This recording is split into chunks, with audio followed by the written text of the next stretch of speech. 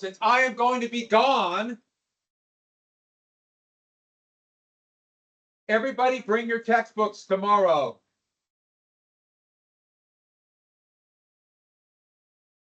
I'm going to give you something that looks like this. I'm just kind of cutting it down, but it'll be one side. It'll be for the second part of chapter 7, the part I'm going to miss in class. So bring your textbooks tomorrow and, wait for it, Monday. You don't have to come Saturday or Sunday. That's on me. You don't need to thank me. And so I'm going to give you this and then 2 other things. So we're going to watch about a 30-minute video. I think it's great, even though the special effects are going to be scary. Some of you won't be able to handle it. I told you about the cry room, didn't I? Yeah. Huh? The cry room will be open. Can't handle it. So we're going to watch something called Man and State, Hamilton and Jefferson. Or I like to call it Hamilton and Jefferson and Man and State. And I'm going to give you a little, basically that. And it's going to talk about the main facets that's mentioned in the video. And you just jot down my bullet points. Each of them, and there'll be a little question at the bottom. Fill out, there is enough room to do it on the bottom for this. There's some documents on the other side. We don't have time to do them, so don't worry about that. I just printed them all. Wasn't sure what I was going to do. And then I'm going to hand you that little kit of notes. And then we're just going to throw everything on the floor. But also, I made this for you. I'll give it to you tomorrow. See, now you started to trend. Look at this map. I hand drew this map from scratch. Actually, I kind of did hand draw the border of Indiana Territory. That I did. You're supposed to be impressed. Yeah, are you impressed? At least act like it. Come on. And just the map of the War of 1812. And so that will be due Monday after class. The little note sheet won't be due until Wednesday. But I'm going to ask you to do one thing. I'm just telling you now. I'm going to tell the sub for Monday.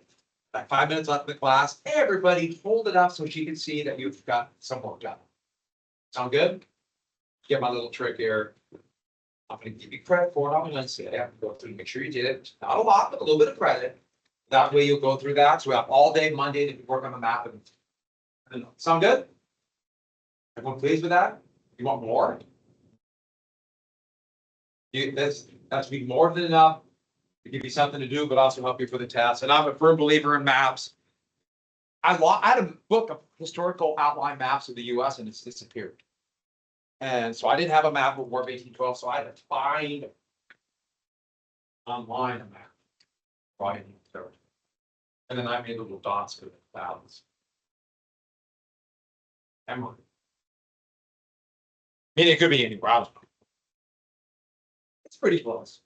All right, let's go take your notes out then. There's no questions on that. Hey, one more thing. So we're going to have a sub, 2 days. I know you know how to act with a sub. I know you're going to be fine. That is a difficult job to be thrown out in front of somebody. I expect you to behave and try your best because you have to know how difficult it is to be in front of everybody, especially if thrown in a room where they don't know you. No, you're going to be good. But I will be upset's not strong enough word. If I found out one of you is being kind of rude. No, you won't, but I just take time to tell. It's a really hard job. It really is. So don't forget that. You're just thrown in. You guys are good, but you've all been around people that try to test subs, haven't you? Or for that matter, you might have tried to test subs. Don't. Oh, I'm about to give you the key. You would have done really well. But it quit. I grabbed it. I quit. I'm going to let you go out in the hall and do it. I can stop this. You got 100%. So I recycled the rest. So I got to grab it on my recycling.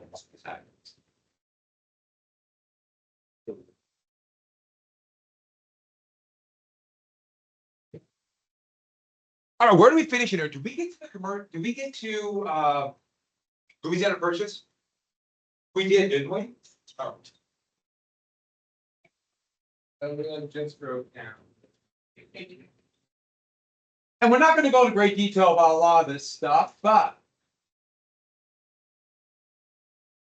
so we got to hear it. Does that look right to everybody? Okay. So they went to buy New Orleans.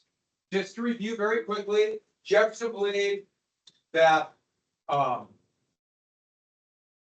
he wanted a democracy or Jeffersonian democracy, more democratic. And what kind of people would be emphasized, would have power? It is. What? Have to be independent farmers. What do you call that? Yeoman. Yeoman. And age of the common man. When you say common man, would have to be sovereign. What kind of man? No, not even white men, just white men. That was a big step towards democracy where it did not have to be a landholder. Was it a full step? No. But it was a step. White men. So a step towards democracy. And what was it called? Hands off by government, that he thought would, hands off by government would help small farmers. Yeah. Yeah, laissez-faire, laissez-faire, whatever, laissez-faire. And where was the, what was it called? To do whatever is necessary or practical? Well, that's the clause. What's the term for it? No. Not the clause. What is the term for it? His philosophy, where you do whatever is necessary or yeah, pragmatism, pragmatic. Yeah. I know y'all, that's what they always say proper. We immediately jump to the necessary and proper clause. I get it. Should ask the question differently. And where was the, what we call the war? It was actually a coalition against the pirates. What war was that? Barbary or the Tripoli Wars? Undeclared. All right, so New Orleans. They sent Livingston and Monroe there. And this is supposed to be New Orleans right after the U.S. purchased the claim. And this is actually kind of a funny story. That's Napoleon. They got there and they knew there was no real constitutional authority. They had a limited, Monroe and Livingston had a very limited duty. Try to figure out a way to get New Orleans, period. And when they got there, Napoleon, through Talleyrand, the same guy from the XYZ affair, Talleyrand said, do you want the whole thing? So Livingston and Monroe were told, do you want the whole thing of Louisiana? You look over there in orange, that is the land claim. And $15 million on 3 cents an acre. You want the whole thing. Now, it's only for the land claim. It's not the actual land. The French still administered by the Spanish. Most of that area they had not been through. It was still owned by somebody else. So the land claim was only valid to the United States if they could conquer it. They literally called the legal term conquer by, or I'm sorry, ownership by conquest. That was literally the legal claim. So they're going to have to take it for the people who live there. Now, Livingston and Monroe were like, wait, we're only supposed to buy New Orleans. We weren't given the responsibility to buy the whole thing. We can't get on the phone in 1803 and ask President Jefferson and the rest of the cabinet. And we don't know if it's constitutional anyways. So how did they respond?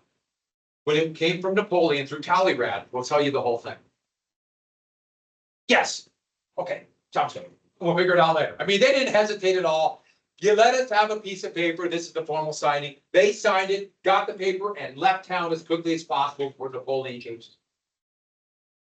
I mean, literally, that's the way it went, and we'll figure it out later. We'll ask for forgiveness later. So when they got back, there were 2 constitutional issues. The first one was it constitutional to buy land. And this is the one everyone talks about today. I've mentioned it today for pragmatism, or yesterday for pragmatism. And Jefferson and his Secretary of State, Madison, Constitution, said, this is what you have to write down. A treaty. We'll get a treaty. The Senate, the president negotiates treaty, 2/3 of the Senate ratifies it, a treaty. That's how they'll buy the land. Now, I think you might see the problem, 2/3 is a lot. But they did a treaty. Republicans control Congress, they can get it done. The second one was even a bigger crisis. It was much bigger at the time, but no one talks about it today. That's why I have to mention it second. Everyone understood, especially after what state was kind of brought in with the Enabling Act? Yesterday. Remember the Enabling Act, what's it? Ohio. It's been to Ohio. Couple of 3 of us. Eat partridges. Many. My brother's in Ohio. He actually went kind of Ohio, Nebraska. Man, good story. We've all been to my relatives. They're probably all cousins. But it was understood that all these would be senators, members of the House, having that whole votes. Because all this area was part of the US by treaty before the Constitution was ratified. It never says anything about new territories. Maybe equal states. And Federalists were worried if they were equal states, would all those states become Republican dominated? So here was the question and the way they formed it. Does the Constitution follow the flag, AKA are new states equal? Or they can be part of an empire and like secondary citizens, which has happened a lot. Most European empires would do that. Areas they conquered, they would not be equal to the rest of it.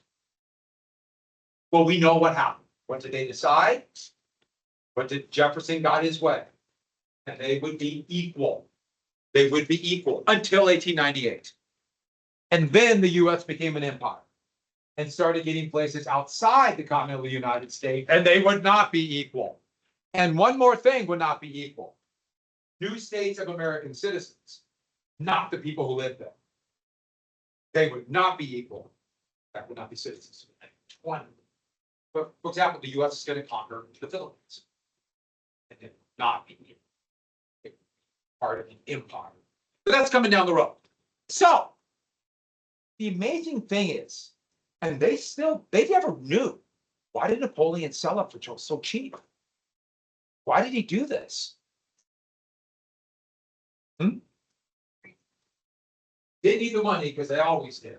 But that's not the big reason. Napoleon had plans in 1800, 1801 for an American empire. And it would get its root in the Sugar Islands down here. And use Louisiana as like a breadbasket for food. And since they had basically now dominated Spain, they were hoping to start here, use this, and then get the rest of New Spain. New Spain went from here to, where did it end in the south? Argentina. And they thought they did the whole thing. Get it all. An American empire was the plan. But it all fell apart literally days. Napoleon decided it's gone before Livingston and Monroe arrived. So it's one of the great what ifs. What if it didn't fall apart? I should add, France is going to try again in the 1860s to get Mexico. They're going to try. Have you ever heard of Cinco de Mayo? That's about the French invasion of Mexico. They don't celebrate it in Mexico, but they celebrate it here. The world's weird, isn't it? But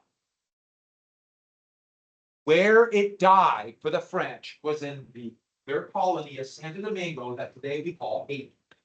So the western part of Hispaniola, the first place Columbus arrived, right here, in the 1790s, there was a slave rebellion. Now, there were slave rebellions. The condition of slavery there was beyond belief horrible. And there's one other really important thing. About 95% of the population of Santo Domingo were either first generation or descendants of Africans who were kidnapped and brought to the island. There were very few Europeans. But this revolution in the 1790s was partially inspired by the American Revolution and the French Revolution to create their own country. And it was successful. Their leader, Toussaint Louverture, I'm mispronouncing a little bit, so French is a little hard for me on that. But that is a watercolor of him that I kind of like. But they created a republic. The United States would soon dub it a slave republic. And Napoleon decided, I'm going to conquer this again. And he sent over 16,000 crack troops from France to take it back to the slave rebellion. And then using food from Louisiana, create this North American rebellion. And here is the revolt in Santo Domingo. There's another picture of the revolt. Slave rebellions are horrific. There's no prisoners taken. Slaves know how they're going to be treated if they fail. They don't take prisoners. They know. Torture to death. So they went back to this invasion. In the US under Jefferson, this happened in 1801, helped the French try to take back Haiti. To help a colonial power reconquer its colony. Did the US help? Yes. Now, ironically, that hurt Napoleon's, or that would hurt Jefferson's effort to get New Orleans. But he's not thinking that way. So Haiti's right about here on this map. He's really worried if a successful slave rebellion here spreads here. Hear about it. That leads to slave rebellions in the southern United States. So he supported the French on the Declaration of Independence, supported the French to conquer and recolonize. Think about that. Remember what I told you about pragmatism and slavery? And it kind of cut his own throat because he wants to get New Orleans. But what got the French army? L'Ouverture was captured, and they would eventually die in prison. But by the French, they fought hard using the mountains of Haiti and a little disease that they didn't know where it came from. Was it the mist? Was it fog? Swamps? Ever heard of yellow fever? By the way, what carries yellow fever? We know today. Mosquitoes. They didn't know then. Yellow fever ravaged the French army. They fought like hell to keep Haiti, and the French were defeated. It failed, and Napoleon realized this disaster, which in typical Napoleonic fashion, he left the survivors of the French army to wither on the vine and die, because he's Napoleon. And right then, Livingston and Monroe arrived. And Napoleon's like, well, I should get the money, whatever money I can get, because I'm probably going to go to war, which he was. War is soon going to spread all over Europe again. We're coming to the big battle of Austerlitz and things like that. If it would have been 2 or 3 months earlier, Napoleon might not have made the deal. 2 or 3 months later, Napoleon will certainly change his mind. They lucked out right at that moment. And that's what Louisiana. So that's Louisiana. And with this, that's Haiti. Did the US help Haiti after this? The United States is going to do everything they can to try to have the new country of Haiti fail. They saw it as a very bad precedent. A slave republic made of people fighting for their freedom survived. We have a very big history, which is important to know. We have to know. So let's get back to this. There's Louisiana now. We see New Spain. Spain still controls it. Jefferson has already tried two times to walk somebody through this area. He thought if he walked somebody, someone from the US walked through, they would have a better claim to that area than the Spanish or the French or the British or the Russians. That's what he thought. And so he tried while he was ambassador in France, he tried when he was Secretary of State. One guy made it all the way across Russia. He was going to walk across, and then he got captured by Catherine the Great and sent back. So he had elaborate planning. In 1802, he had plans for a top secret military operation to go through here and then walk through the Oregon country, which at that moment was claimed by these powers: Spain, Russia, Britain, and the United States. You notice how I ignore the people living there. They did too. But then Louisiana Purchase happened, and they didn't have to be a secret, top secret operation. What military operation am I talking about? You know? It's a military operation. It was top secret, now it's not. The core discovery, or Lewis and Clark. Some people, a lot of times we don't think it's a military operation. No, they're all soldiers. This was a military operation. 37 soldiers, most were privates. It was commanded by Meriwether Lewis, but then Lewis suggested he was Jefferson's personal secretary. He needed a co-captain and chose a friend of his, there was Lewis, a very talented officer named William Clark, whose brother was George Rogers Clark for the Revolutionary War. Co-captainships normally don't work, but for whatever reason, this one worked. And the military operation. It always amuses me because those of us who grew up in Montana have heard a lot about Lewis and Clark. I know all of you have, and probably done things probably almost every year in elementary school, etc. I'm guessing. And basically, this is what it was when I was in elementary school. They focused on 5 people. And only two of them were actually or only three of them were actually in the entire operation from the beginning, and one was not free. They don't talk about any of the other soldiers, it seems like. They talk about Lewis and Clark, a trader who joined them. They paid him to be a scout named Charbonneau at the Mandan village in the end of 1804, who was Charbonneau's wife.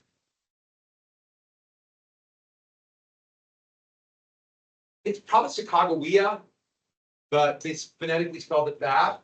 But for some reason, it became Sacagawea.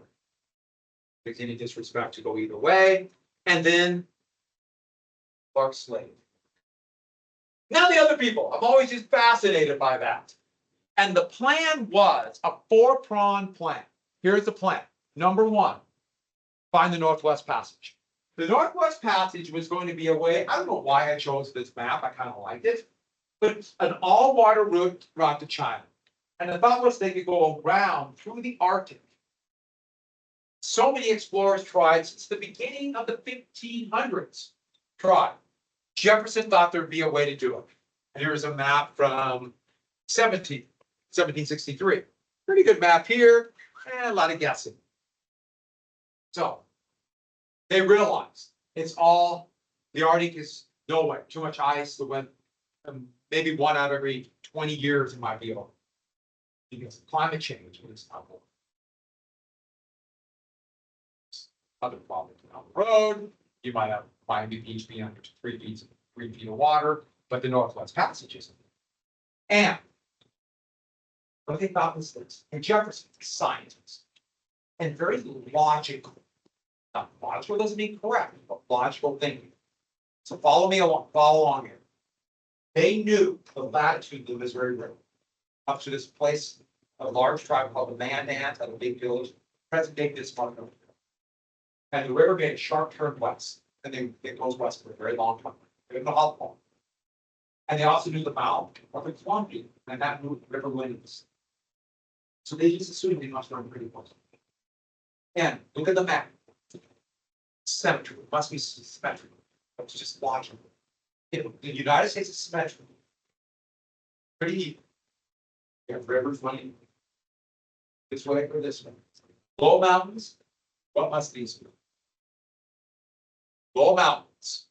So they can just jump over the mountains, right here, jump to the Columbia, and right in this. That's the Northwest. So in 1805, they got to the three ports, and they were named after President Jefferson, Secretary of State Madison, Secretary of Treasury Gallatin. They went down to Jefferson, and Lewis himself followed a little tributary up the mountains west of present-day Dillon, Montana. And when he got to the top, he really assumed he would see a broad field, a broad plain, and the Columbia. What did he see? Many more mountains. Thus ended the Northwest Passage, at least in the That's one. Number two, trade. They want to open up trade connections with the various tribes. Fur trade. So I put down trade, but fur trade. That's what they want. Fur trade. The animals were being slaughtered at an unprecedented rate here. They've almost killed all the beaver. It's absolutely a miracle that they can keep left. All the beaver here. Okay. They're actually in this crop, they're reproducing for the last 20 years, people from the Americas. And they're doing really well. Beaver are really important to the ecosystem. It's really kind of amazing. Persian. They would see that was a coin they would give Jefferson on one side. And then it says, and I have to be very clear, this is what we call ironic. Peace and friendship.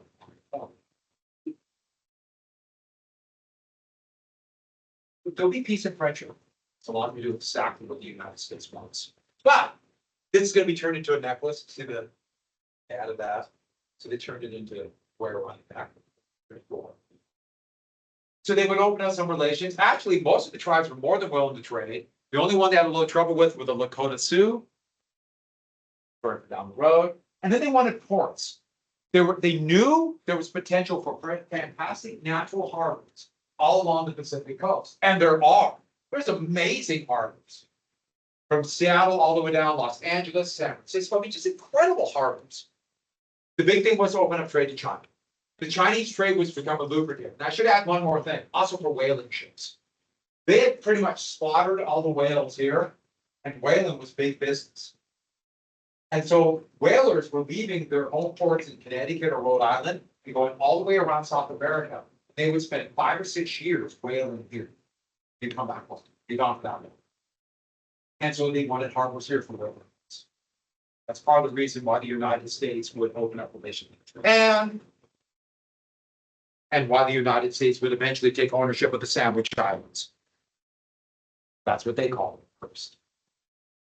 It was actually a kingdom called Hawaii. But they first called, when first heard it in the United States, they were the Sandwich Islands. So, and then lastly, science. Everybody's gonna, Jefferson was a scientist. Every single soldier was supposed to keep a journal. Every soldier was to record what they saw, and he wanted accurate maps. They all worked on it. Clark was very talented. If you look right here, it might be kind of hard to see, but this is his map. Really good map. Missouri, Yellowstone, Missouri, Columbia. But you also could tell areas they didn't know. Mountain, they just drew mountains, just mountains. They couldn't see, so they just drew them in. But on the river, it's really good. Record the animals. Anything they could kill and then stuff and send back, they would. If you can capture anything live, send it back. And these were at the thought of, if they're alive, they must be killed. And send it back. So, for example, in South Dakota, they saw prairie dogs. And that prairie dog just blew them away. They spent a week trying to get a prairie dog, dumping water down a human presence. They did capture one prairie dog, and they sent it back live. It was alive when it got back to Jefferson. And so you're going to see all these political cartoons with prairie dogs, which are really funny. The prairie dogs are always giant. No one knew what they were, so they drew them like dogs or like mastiffs and things like that. It's pretty fun. The prairie dog's still alive. If you go to the White House today, that prairie dog's just running around the White House. It's really cool. And so you saw through that one, didn't you? Yeah, not too quick for me. And they sent back other animals. They knew about the bison, but they couldn't believe. In one city, they counted 100,000. They were present-day Chamberlain, South Dakota. They just lost count. Bison herd. In about 1760, there were maybe 3 million bison on the plain. But with American Indians being devastated by disease, when they went to, there were probably 60 million. So it must have just been one, how many bison. I call them buffalo too. I do. Buffalo. But they're not buffalo for bison. Buffalo are an Asian. But I'm just telling you, I try not to because I know it's not correct. And they saw a really fast goat that really impressed them. What's the really fast goat? It's not a goat, but yeah. It looked like a goat. And they actually were really excited to see one animal that used to be a plains animal, no longer is. They've been all slaughtered on the plains. They were really excited to see this animal, and they weren't. That was big grizzly. That's elk were all over the plain. Elk were plains animals, and they were all slaughtered. So today, I think of elk. You probably think of elk or grizzly bears, mountain. That's because that's their instincts. So they went, and we can't go into great detail, but the plan was, and this was only one of many expeditions he had planned, but this is the most famous. So hopefully the winter runoff had died down, and the thought was they could pull their canoes and keelboats to the mountains, jump over, make new canoes, be here by late fall 1804. 7 months, 8 months, that's what they fished. And there's all these trading vessels. If that was a trading vessel, would pick them up and take them around South America, and they'd be back in Washington, D.C. by spring at the latest of 1800. Is that what happened? Pulling a boat up a river was much harder than they thought. And the Missouri is very fast, and it's really kind of funny. You ought to see what plagued them the most were mosquitoes.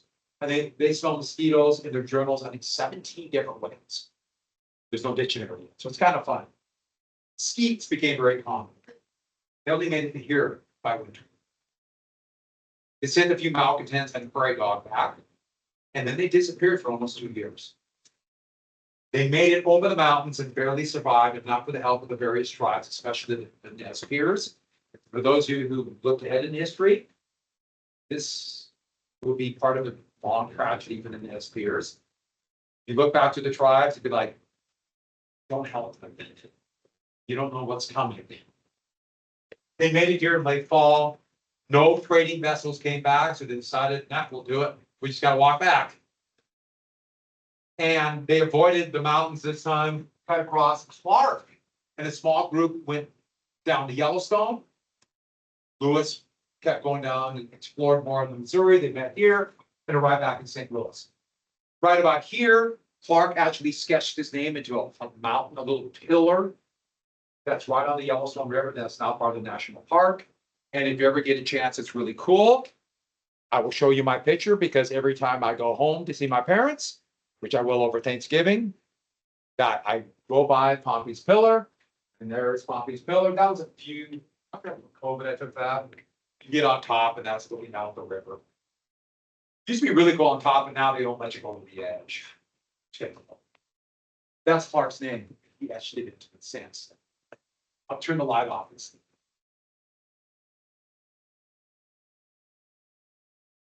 W. Clark. Oh, there's names all over. People all over. Including George Armstrong Custer. There's a few other ones. Everyone came to try to sketch them in. They let you do that. It's really fun. Don't do that. So, while they're going,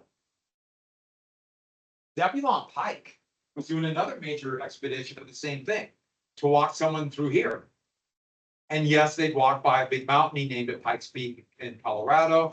They got captured by the Spanish, took in chains to Santa Fe. They're going to bring them down to prison in Mexico City. They escaped and walked over 500 miles of desert and made it back to Louisiana. This incredible story, no one ever talks about it because we got to talk about Lewis and Clark. So the point is, there are other ways to try to get control of this land. When Lewis and Clark were coming down the Missouri, there were already traders going up the river. It was already expanding that fast. They hadn't even made it back yet. And thus would end the tribes that lived there. So, hey, there's a duel going on while Hamilton and Burr were taking this trip. So, the New York gubernatorial election, Hamilton went against Burr. Burr did not become governor. And Burr knew the Republicans would never pick him to be governor.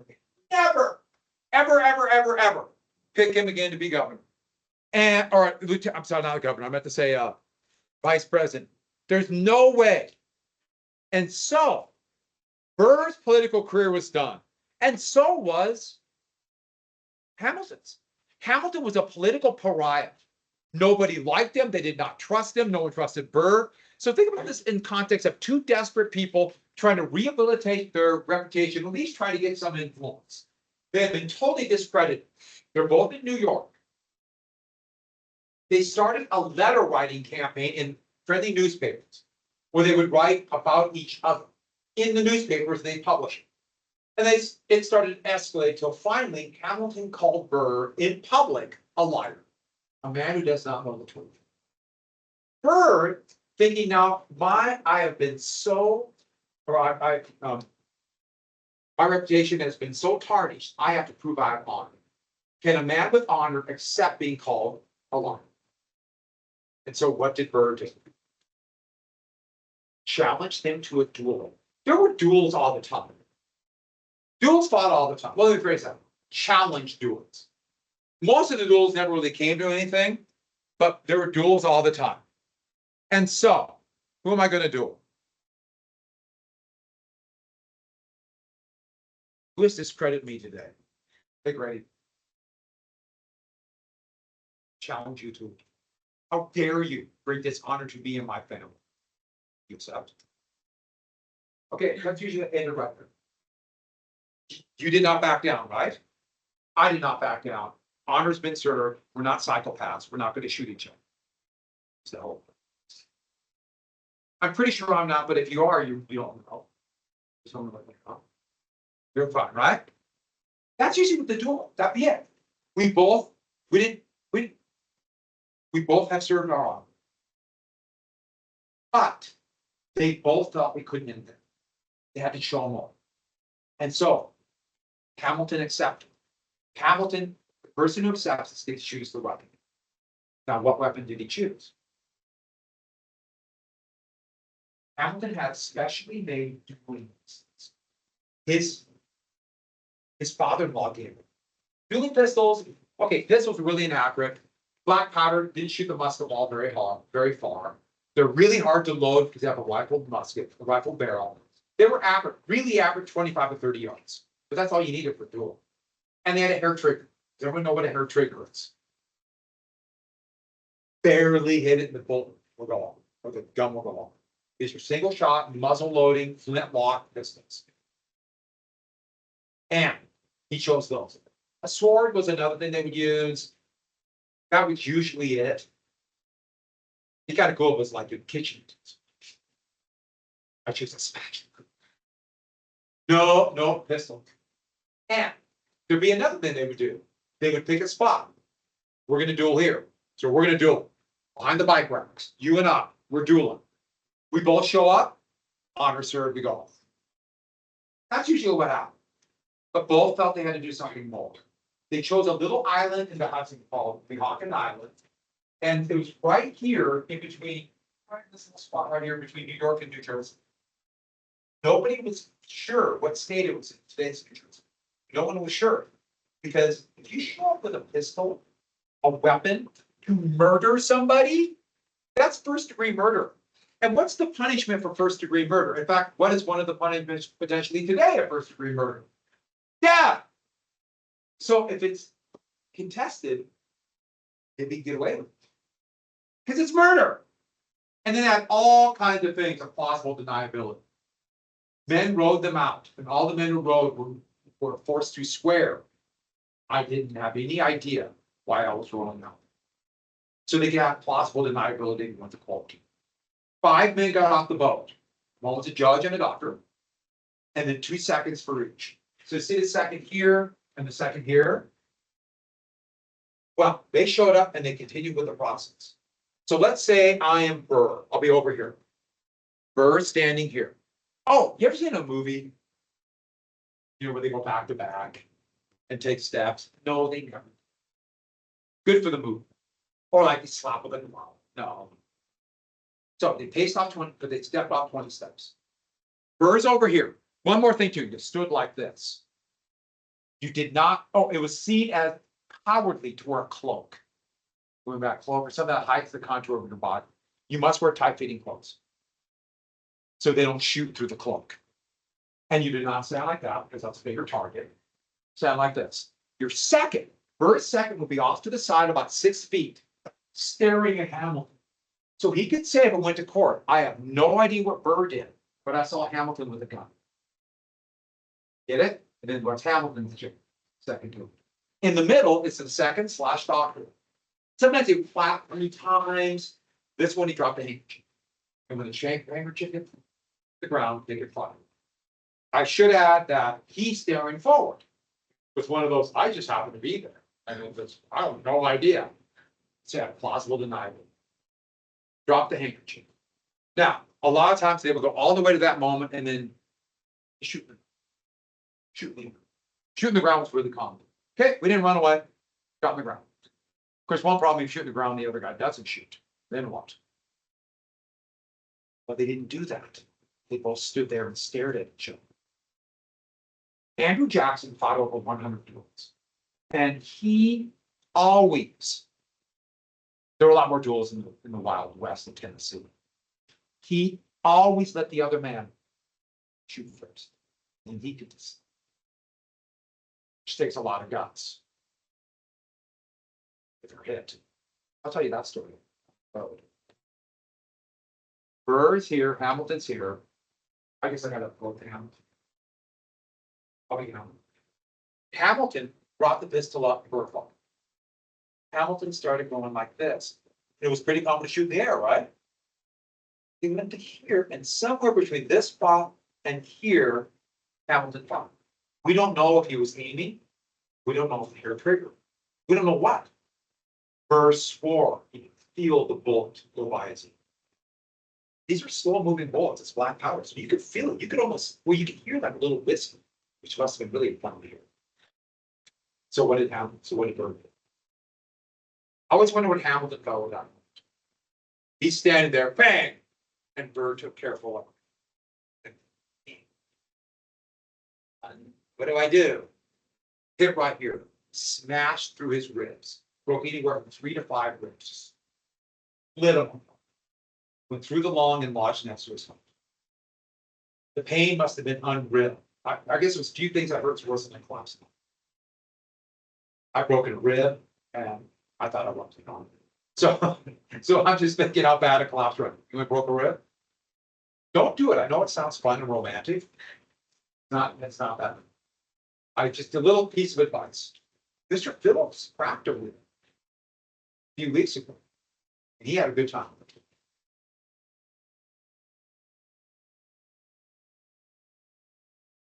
He did it the same way I did. We're both defending the orphanage from an attack by bags from like her being. You know, you get that right, defending little kids. Or we both fell on a rock. Moving on. Yeah. And the point is that Hamilton said he lived for almost a full day. He couldn't talk. He's in agony. So the vice president just murdered the former secretary of the Treasury. I want you to contemplate this for a second. Boom, he's gone. That's the story of how duels are fought. And he took off. Burr would actually get involved in 2 plots to break away Louisiana and form his own country. Then he came back and was kind of just living the rest of his life in New York. Burr became quite a rogue character. This hurts your reputation when you try to steal an election and murders one of the more famous Americans. That is the story of a duel. I will tell you one more story of a duel, because I have to tell you the story of Andrew Jackson. Got a few stories about Andrew Jackson. So, right after this happened, Jefferson would win re-election. But the 12th Amendment came about. Just to remind you, that said electors have 1 vote for president, 1 vote for vice president. And you notice the Federalist Party really shrinking. There's still a lot of Federalists. It's still there. But it is definitely the minority party. State assemblies were being controlled by Federalists, even in the North. That would reverse by 1808, a little bit. And right after that, Jefferson as president, he's kind of basking in the Enabling Act, expansion westward.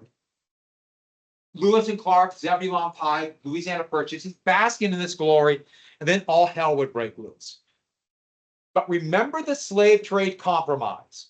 They said they would not touch the slave trade for, do you remember how long? 20 years, ended here in Jefferson's presidency. And Jefferson, the slaver, who tried to promote slavery, would sign the bill to end the African slave trade. So it's got the African slave trade ban. So that's what I'm going to call it here. 1808. And this is a picture, and I'll show you this picture again, of one of these horrific slave ships in the middle passage. And that's what they called an ultra-type packer, where they would pack people in and chain them like that for the entire voyage to maximize profits off of human beings, knowing that a third are going to die. So let's get as many humans as possible. Hell on. Jefferson's idea was this.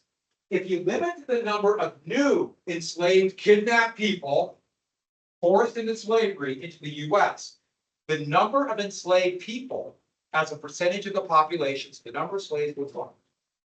If the number of enslaved people drop, that means the number of slavers will drop as a percentage. Slavers will lose political power, and this is where you have to write. He assumed that with slavers losing political power, slavery would go away in 100 years. 100 years, slavery gone. That was the plan. He called it diffusion. Slavery gone. By the way, 100 years, who's going to be long? Oh, who else will be long gone in 100 years? Jefferson. So he won't have to deal with the issue of slavery. I'll let the next generations deal with it. I'll be dead. So you notice, he knew it was bad, yet still did everything he could to promote it. And then tries a very long-term measure. By the way, what's going to happen after 1808? The Industrial Revolution and capitalism. And all of a sudden, slavery is going to make a lot of money. So, while that's going on, last couple things for today. The commercial war is going on. Remember the Napoleonic War? Well, we call it the Anglo-French War. Now we're calling it the Napoleonic War. There's war raging across Europe. I find this war just absolutely fascinating. I'm not teaching it this year, so I can't go into great detail about it. Let me tell you about Austerlitz. Jenna's really interesting battle too. And Napoleon won, but it was essentially a stalemate between Britain and France. France had the most powerful army, but England's an island, 19 miles away. And this is a painting of the Battle of Trafalgar. Anyone ever heard of the Battle of Trafalgar? It was a naval battle. You can go early. Moving. Stop. We're all going to stop it. I watch me. Go ahead. I know crutches. So where was I? The Royal Navy defeated the combined French, British, French, Spanish fleet. Only reason you need to know this is that the British controlled the water, the ocean. Britain could survive. But Napoleon defeated every great power in Europe besides Britain because he could get a hold of them. This is right after the most famous of his victories, a battle called Austerlitz in present-day Germany. You might have heard of Austerlitz. I've not been to the site. That'd be a hell of a battle. Going on. For the 220th year of the Battle of Austerlitz. Mr. Larson's been there. So it's stalemate. Stalemate. And so both sides try to destroy the economy of the others. France. Napoleon will issue 2 decrees called the Berlin and Milan decrees. That gives you the idea of the extent of his conquest. He created what we call the continental system. Embargoing means no trade. So what he did is France embargoed Britain. Would not allow Britain to trade anywhere in Europe because he had conquered it. And anybody who trades with Britain can't trade there. And so that means US merchants. Basically what it's going to say is we're going to close off Europe to trade. Britain, capitalism began. Napoleon called nothing but an island of shopkeepers. And if we could drive them out of business, Britain is destroyed. Destroy their economy. And the US is stuck in the middle of it. I should add, all this area here signed a treaty to join it. It failed miserably. It failed miserably. Where's Berlin? Berlin was the capital. Does anyone know the kingdom Berlin was capital of at that time? Berlin's capital of what country today? I know what the capital. Russia. Where's Milan? What country is Milan today? What's in a country? You know where Milan is? Geography. No one knows. You can't leave until you tell them. He said, "Oh, I got 4th period. I got to go across country." No. Italy. I have a nephew. I have a nephew who lives in Berlin. I have a nephew who lives in near Milan. I'm very cosmopolitan. And a nephew who lives in San Diego. Pretty good story, huh? And a niece who is right now in Jerusalem. The world is quite an interesting place, isn't it? On that note, I'll see you Tuesday.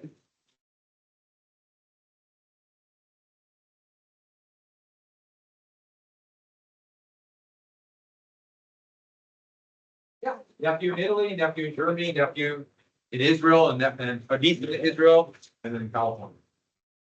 Oh, no. I would like that. But do you really think that I'll be What are you talking about tomorrow? Yes.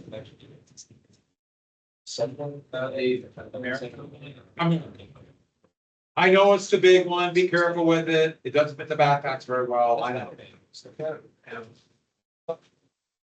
Oh, you got it, good, just be careful with the American textbook, they don't fit in backpacks.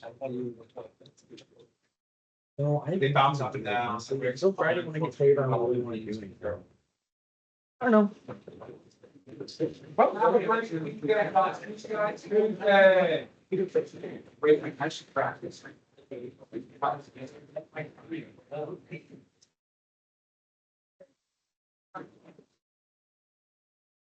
Yeah, good night. You too. Oh, yeah, I got them. You too. So you're gonna be gone tomorrow? I'll give it to you. I gotta print the new one. I want to redo the notes, so I kind of ended it right where I ended today. So I did it last period, so let me just do this real quick.